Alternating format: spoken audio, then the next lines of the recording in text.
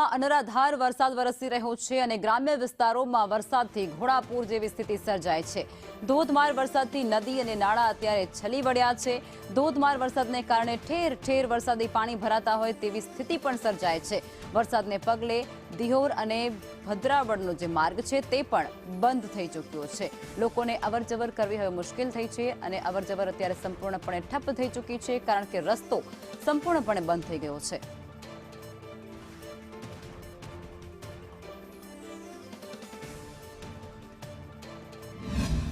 તળાજા પંથકમાં માવઠાનો પ્રકોપ વધી રહ્યો છે। સવારે 5:30 વાગે શરૂ થયેલો વરસાદ ક્યારેક અનરાધાર તો ક્યારેક ઝરમર રીતે વરસી રહ્યો છે।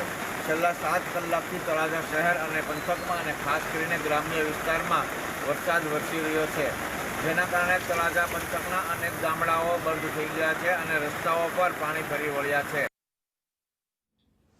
આ તરફ ભાવનગરના મહુવામાં પણ 2 ઇંચ કરતા વધારે વરસાદ ખાબકી ચૂક્યો છે। 4 દિવસથી મહુવા વિસ્તારમાં પણ કમોસમી વરસાદ કહેર વરસાવી રહ્યો છે। કમોસમી વરસાદથી ખેતરમાં રહેલા પાકને વ્યાપક નુકસાન થયું છે। શહેર સાથે જ ગ્રામ્ય વિસ્તારમાં નુકસાનીની તસવીરો સામે આવી છે અને આ વરસાદે ખેડૂતોની ચિંતા સતત વધારી છે।